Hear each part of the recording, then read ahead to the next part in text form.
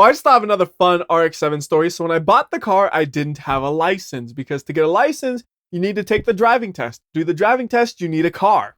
So when we went to check out the car, I couldn't take it for a test drive. I had to have my mom take it for a test drive. And then when I bought it, my mom had to drive it home for me as well. And actually, something similar happened on the RX-8. Because when I got the RX-8, I'd never driven a manual before. And I'm like, I'm afraid of ruining this dude's clutch or something. So this time, it was my dad who saved the day. He was the one who test drove the car and then drove it home for me. And then also eventually taught me how to drive a manual. And then once I knew how, I did all the time. Haven't we been through this? Y'all need to stop rolling all over the place. Getting in the folds of the book, off the book. Dang. I need like a somewhat sticky surface that I could just put like right here where I'm not using it. And then if I put a piece on it, it just stays there, but not leaving like a sticky residue. That'd be real useful in this situation. So anyways, back to the RX-7. Doing the license test was one of the most stressful things I've ever done for the dumbest possible reasons. I had absolutely no doubt about my driving capabilities. So I go into the DMV and say, I have an appointment to take a driving test. They say, okay, what you're going to do is you're going to get in your car and pull behind the line of cars that's behind the building. And the line was just a parking lot with some cones in it.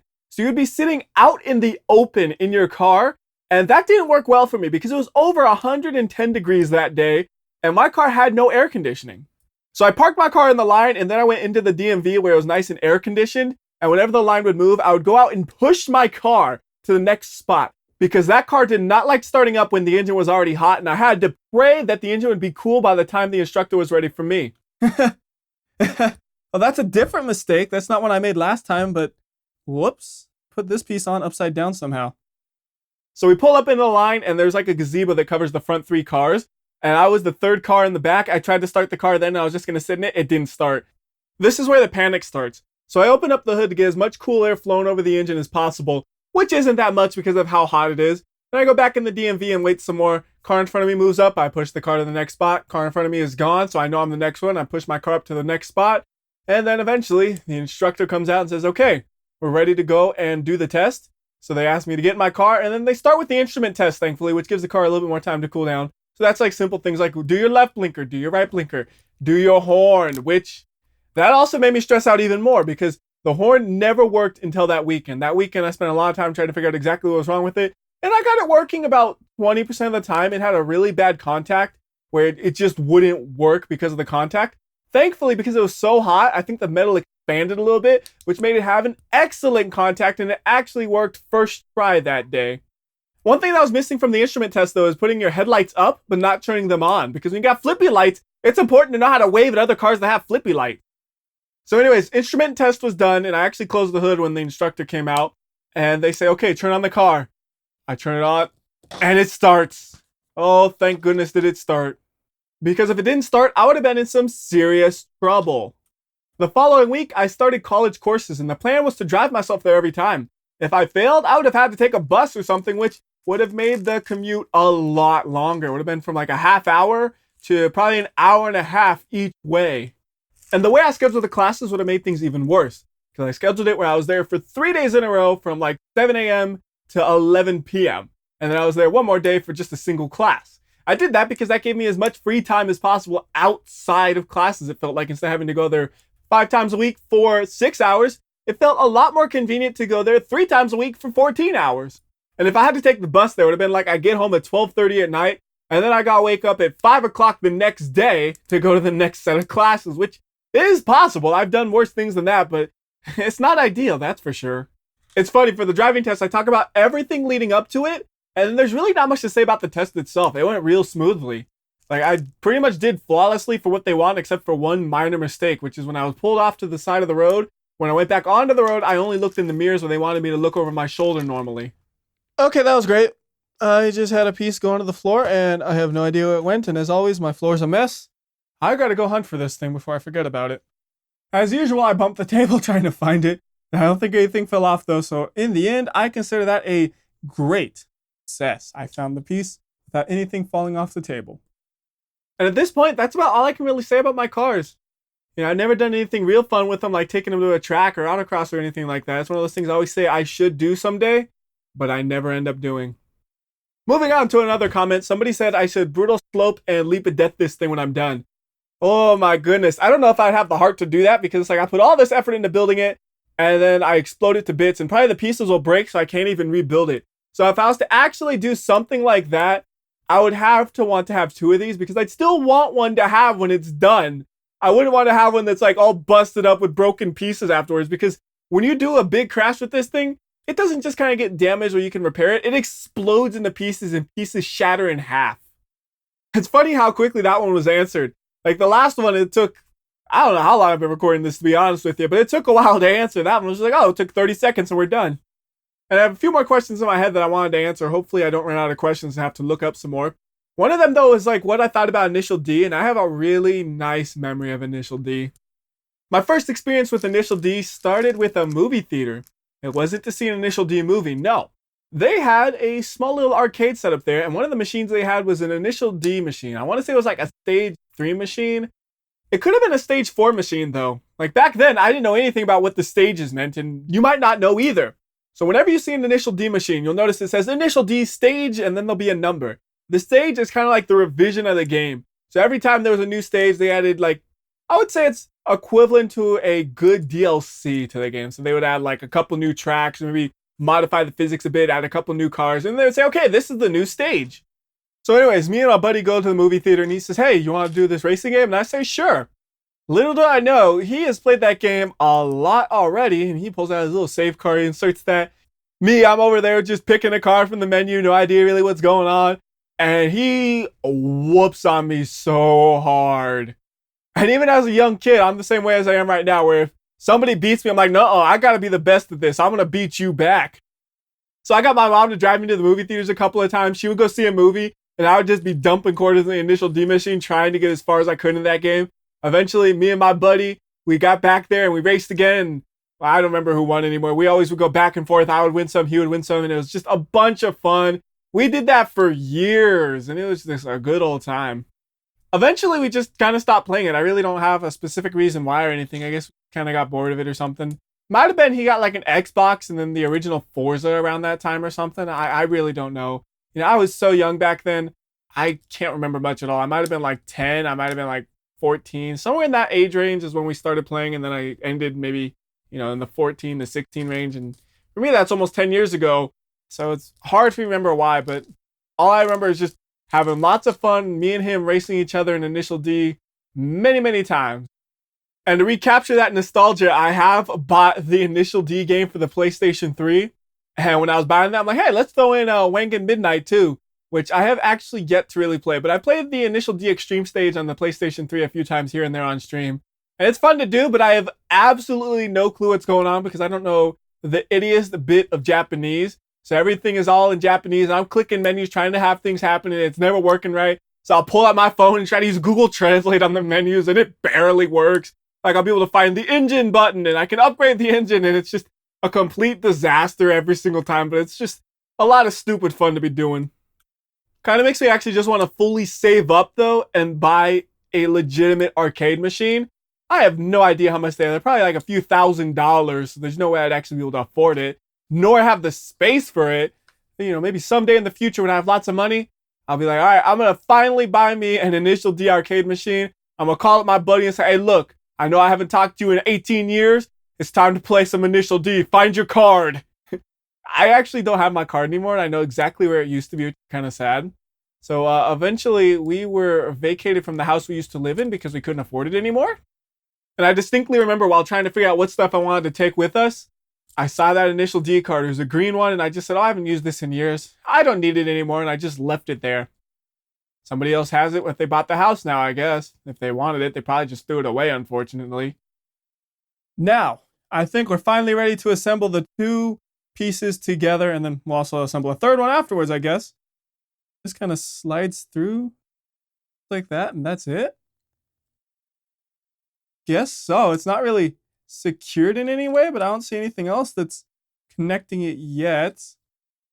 And I probably shouldn't be trying to do this while holding it in my hand, I'm thinking, in this situation here. This is a little bit too risky. This actually, oh, wait a minute. I see. It's off center. That's why. It felt like that probably.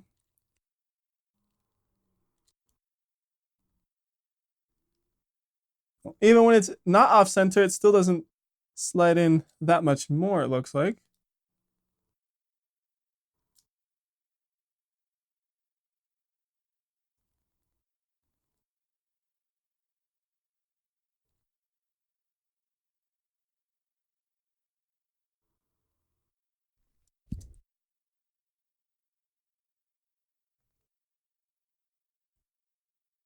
It's a little bit more slid in than it was before. It kind of holds itself in place, but I don't trust it. I'm assuming the next step will be something to secure it a little bit more properly, right?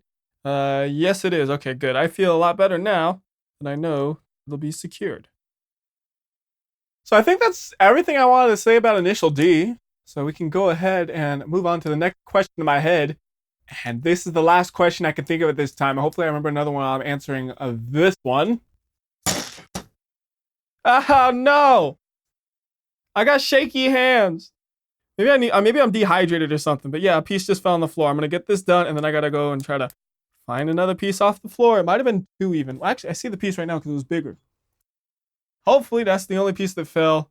And I have to assume we're gonna mirror this, right? And not yet. All right, whatever. Instead, we're doing something else.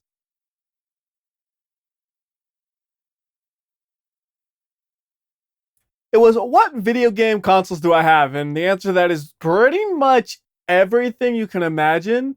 So I can go through it brand by brand. For Nintendo, I have a couple of NESs, but they're all the slot loader kind. I want to get one that's a top loader kind because those ones are apparently more reliable. I have one SNES. I have like 4 Nintendo 64s. The one I use the most is the Pikachu one because that one is the most awesome one there is. I have a Nintendo GameCube that probably works, but I pretty much never ever use. Like, I have no cable for it, so it's not hooked up. And anytime I want to play a GameCube game, I can just use the Wii, so I have no real reason to use it, but it's sitting on the shelf, and I'm sure it would work if I really wanted it to. And yeah, in addition to that, I have a Wii, although it's not exactly working so well now that I think about it. Its disc reading capabilities are kind of failing, so I might want to pick up a new one. But I gotta make sure I pick up one that can do the GameCube games as well, that way I can keep using it for GameCube games. I also have a Wii U, which I almost never used after I bought it. I got it for basically Smash Brothers, and that was it. And then I have a Switch as well, and I try to do some videos for Switch games, but nobody seemed to care about those much, so that was kind of abandoned quickly. And that's just the Nintendo ones. For Sega, I have, I think, 3 or maybe even 4 Sega Genesises, and I don't have anything earlier than the Genesis. I gotta pick up some of those, but I have a bunch of those. Some of them are the one that has the really good audio chip. Some of them are the ones that don't, so I gotta make sure, I know which is which. I have a single Sega CD. It's the one with the flip top loader, so it takes up like half a shelf just sitting there on its own. It's ridiculous looking. I also have a Sega Saturn, but I don't have any games for it really. Like, I got the classic. I got Daytona, and that's it. Like, I have no games for that thing. I don't even know why I bought it, to be honest. It was kind of just like, I was going through a stage where I was thinking, you know what? I should have every console there is because I can. And I bought just that one, and then I stopped because I bought that one on eBay, and it ended up being way too expensive for us to do it like that, because what I did before is I would just go to garage sales and pick up as much as I could from those, which is why I ended up with a bunch of extra consoles, because like they were selling it all in a pack. I'm like, okay, I'll just buy it all because it's still a good deal even with the consoles. Like, if it was just the games, it'd be a decent deal. With the consoles, yeah, I'll take it, and I'll probably just sell the consoles eventually, which I, of course, never did. But I actually stopped going to garage sales a long time ago, and I haven't had a chance to really look for video games like that. It'll be something funny to do. Is I should totally just say, hey, if you guys got old video games you literally do not want anymore, you should send them to me, and I'll put like a P.O. box up. I don't want nobody buying anything for me or something, but if you just got video games sitting around, I will gladly take them. And I'll make a video for whatever you send me. And like, here's WhyBeAre playing this random game. Why is WhyBeAre playing this game? Because somebody sent it to him for free. That'd be interesting. I thought about that for a while, about setting up like a P.O. box where people could send me just stupid stuff. So anyways, yeah, I have a Sega Saturn. And no good games. So if you guys know any good Sega Saturn games, feel free to leave a comment about that. I don't know how many of you will, though. And I have a couple of Dreamcast as well, but they're not in good condition. They don't like reading discs that much. And I have like pretty flawless discs, it'll look like, but I keep having read errors whenever I try to use them, so I haven't used them in a while. And I think I'm going to have to replace a part in it or replace them completely. I haven't looked into it much if you can get like just new CD reading parts, if I have to replace the whole console. I'm not really sure. So next we have Sony. I have 2 PlayStations. I have like the really itty bitty one that was like a remake of the remake or something. And then I have a full-sized beastly PlayStation 1. For the PlayStation 2, I have a single one, and it's the fat kind where you have to have the CD tray open and close all the time, and that's just another point of failure that makes me sweat a little bit. Then I got a PlayStation 3. It's the kind where it has a slidey lid, which I think is the best one just because the slidey lid's nice and convenient, except it's kind of hard to put on a shelf because the ones that spit out the disc forward, you could stack them up. With the slidey lid, it has to be on top of everything else, which kind of sucks, so you have to have a space above the console so you can actually load discs into it. And then I also have a PlayStation 4. I got the white one. I think it's like the Destiny edition or something. It came with this game called Destiny 2, I believe. I never touched it. I really didn't care. And to be honest, I have barely touched the PlayStation 4, period. I got Until Dawn when it came out because it seemed like it was a hyped up game. I did some streams for that, and then I got bored of the game, so I never touched it again for a while. And then the Gran Turismo for PlayStation 4 came out. I got that, and I was going to do videos for it maybe. Then I realized this game is all about the online play, and I really do not care one bit about games that have multiplayer unless I'm playing it specifically to play with my fans, like you guys out there, or I'm playing it specifically to play with my friends. Like, the game in that situation does not matter one bit. It's whatever my friends want to play, or it's whatever game you guys want to play if I was doing something like that. So that game was shelved really, really fast, and I haven't touched the PlayStation 4 since. That thing was just a complete letdown, to be honest with you. So for Microsoft, I got an Xbox, an Xbox 360, and an Xbox One. And of course, me being me, I always call the Xbox One because it's been the Xbox One ever since the 360 came out. And then Microsoft comes out with the Xbox One, and now the Xbox One isn't the Xbox One. And it's like, no, this is the Xbox One. I've always called it the Xbox One. You can't change the Xbox One from being the Xbox One. So stressful. And again, with this thing, it's having some issues as well. Like, it'll read discs fine as far as I could tell, but it doesn't sound good. The thing is making like a real ugly grinding sound when it opens and closes the disk drive, and it doesn't close all the way, so you kind of have to push it with your hand. So I have no idea how much longer that disk drive is going to last. 360, it's perfectly fine. It's a black one. I've used it mostly to play Import Tuner Challenge. That's the game. That's a game I do on stream every now and then. You're just driving around the highway in circles forever, but it's a relaxing game. Like, that's one of the most chill games I have until you get to race against somebody who's way faster than you, and then it's the most stressful game you've ever had because if they pass you, you're done. You have to block them in the whole race. Then I also got an Xbox One, which I've used a lot more than the PlayStation 4. That's mostly just because the games I play on it are available for it. Like, I played the Forza Horizon 2 and Forza Motorsports 5 on that. And then the next Forzas were available on the computer, so I didn't buy them for the Xbox One. I bought them for the computer. Although I think technically I have access to them on the Xbox One as well, but I have no need to use it because it's like I'll play on the computer. The graphics look better. It's more comfortable. It's more convenient. It's easier to record. There's no downside for me using the PC version of Forza versus the Xbox One version. Also, when I'm bored, I will play Madden on that because I like football. I like playing Madden, but if you haven't heard, the next Madden 19, that's going to be on the PC as well. So I'm going to have a PlayStation 4 I never use and an Xbox One, which I never use because I can get the games on other consoles. Well, on the PC. If a game is on the PC, I'm always going to be using that version. I only use a console if I can't play it on the PC. And some people, oh, well, I'll just use an emulator. I don't like emulators.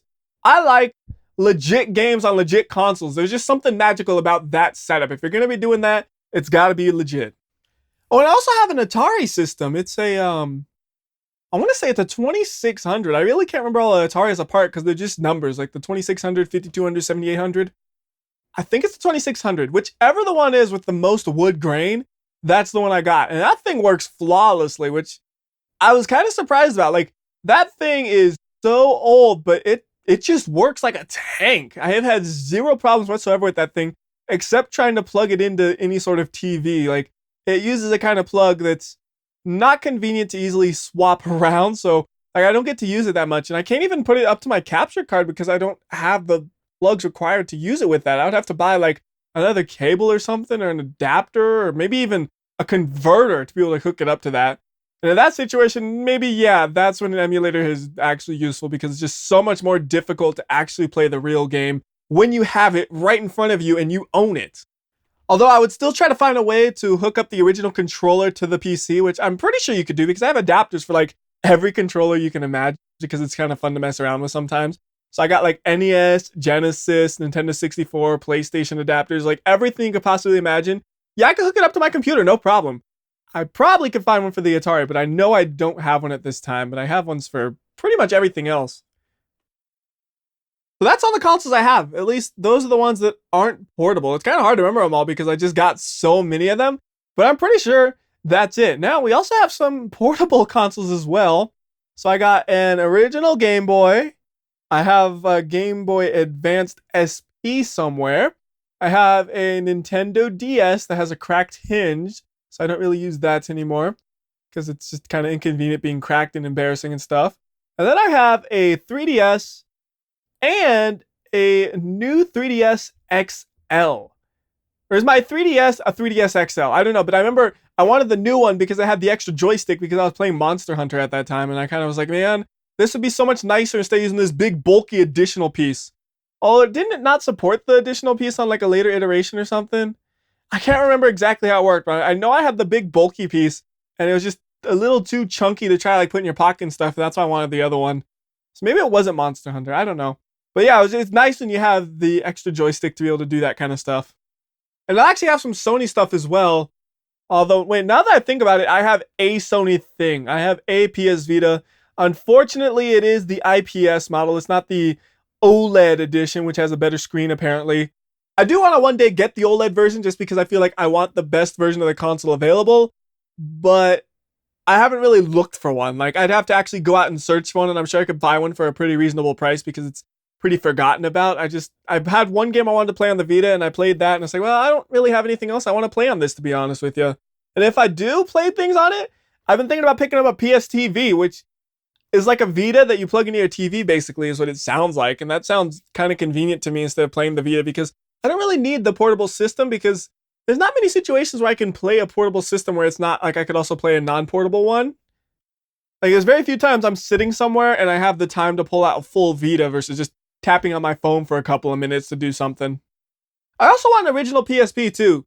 Just because, again, I want to collect them all a little bit in the back of my head still. I know I said I'd stop, but I still want to eventually. And then I also have a Sega Game Gear, aka the Sega Battery Destroyer. I am so glad I have rechargeable batteries for that thing because I played for a little bit with it and it's like, wow. I played for just a few hours and these batteries are already dead. And I was using regular batteries, which you would think, might maybe last a little bit longer than rechargeables or something. I don't know, but from now on, I just use rechargeables in it, but it uses so many. I don't think I played it ever since the first set of batteries died. I'm just like, you know what? Okay, that's the Sega Game Gear. It demolishes batteries and, well, it really does a good job of that. Also, the 3DS I have is the Cosmic Galaxy one and the Zelda Gold one. So you can tell which ones I have by looking that up. Every other console I have is just a boring one with nothing really to talk about. Like the PS Vita is black. The 3DS, I think I said it, but it's purple. The regular Game Boy, it's a transparent one, which is one of the cooler ones at least. Oh, now that I think about it though, I do have a unusual handheld. I have an Atari Touch Me. Yeah, you probably never heard of that one, have you? It's one of those games though where it just has some lights to light up and you gotta click them in the right order. That's all it really is as far as I can remember, but it's like 30 plus years old or 40 plus years old or something. So hopefully that covers every single video game console I have. Well, I do have the PSVR as well. I tried it a little bit in Gran Turismo. I was like, this is nifty, but I can't use it for video, so it is a complete waste of money. Whoopsie. And then after I realized what Gran Turismo really was for that version, I'm like, well, now this thing's going to be even more unused because it's not like I'm even going to play Gran Turismo, period. So here comes the bad part, though. That's the last question I could really remember. I have no more off the top of my head, and I think this video has been going on just way too long, probably. I think that's what happened. Like, I had enough questions for a 25-minute video, which is about what I wanted this, but I've probably been recording for much longer than that. Maybe it's like 35 minutes or something. I don't know.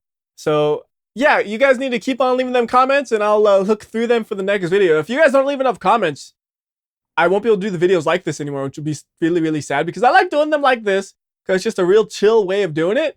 But if I have no more comments I can answer, I just don't know what I would be saying in this kind of situation. Like, I would just do in the lazy commentary, we plug this into this, then we plug this, then we need this, and then this, And again, that's the one kind of commentary I wanted to not do. So if I don't have enough comments, what I might do is I might just do a video that's already been done before, which is like where they just build it without anything going on. But I'll do it in real time.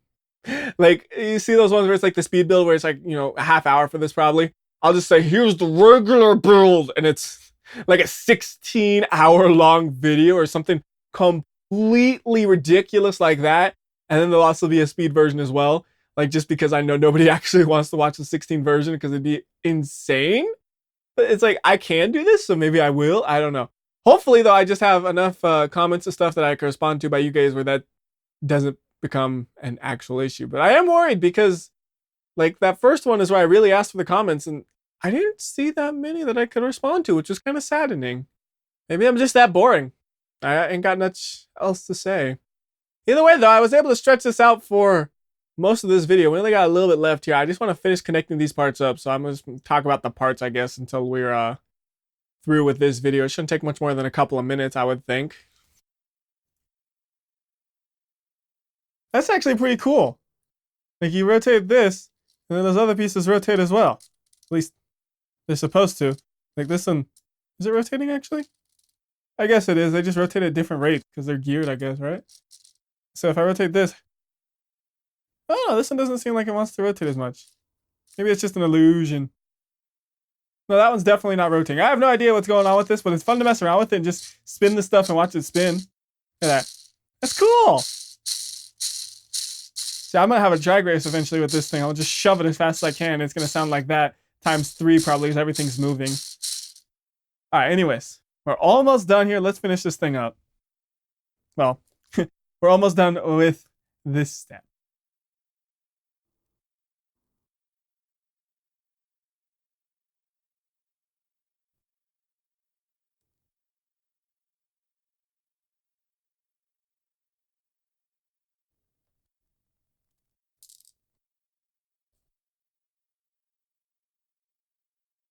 Sorry about this. This is another one where I kind of have to put it on the table to get my fingers into it. It's such a tight fit. Even then, I'm still struggling to get my fingers in this thing.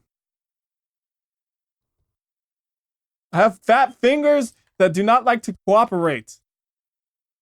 Come on, fingers. This better be the right way of doing it, too. It sucks if I'm spending all this time to try to do it, and then it turns out I was doing it wrong. It's like, ow. There we go. Got it.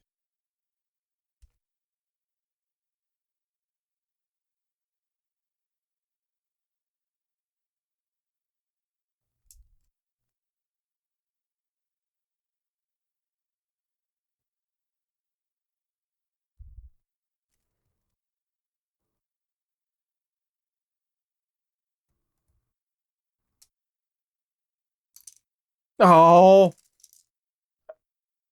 All right, yeah, this one is just, you're up against the wall here, so you can't, like, get your fingers on the other side of it. That's the part that's tough.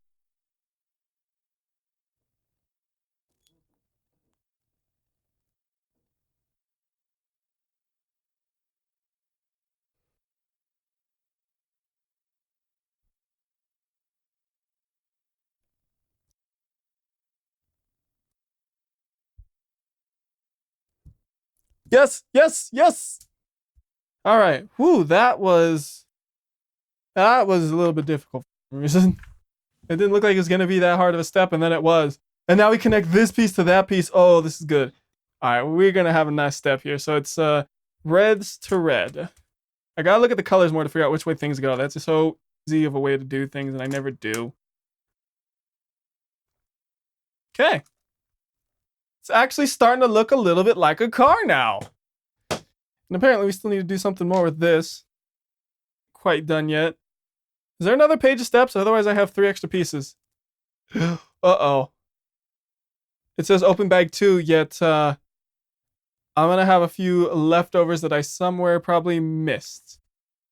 Well, that's not good at all. I'm going to have to figure out if those were extra pieces or my mistake. Yeah, I'm a little bit concerned now. I'm going to here, I'll do this. I'll put this piece in right now because this is the last piece we need to do.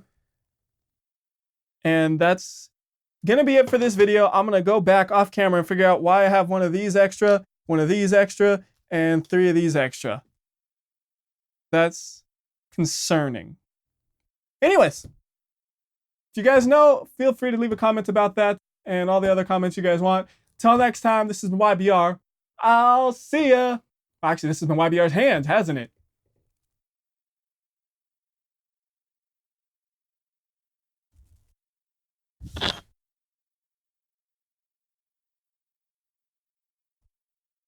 Quick update, I found where I missed 2 of the black ones. It was on the back side over here, on the green side, I guess you could call it, since I'm trying to do it by colors now. And they just stick right there and there. They don't actually connect to anything yet, so I didn't need to disassemble what I disassembled.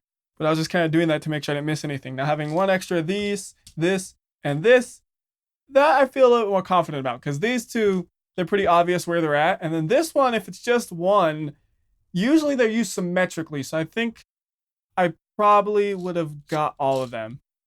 But I'm going to keep looking through and see if I see any other spot for those 3, just in case.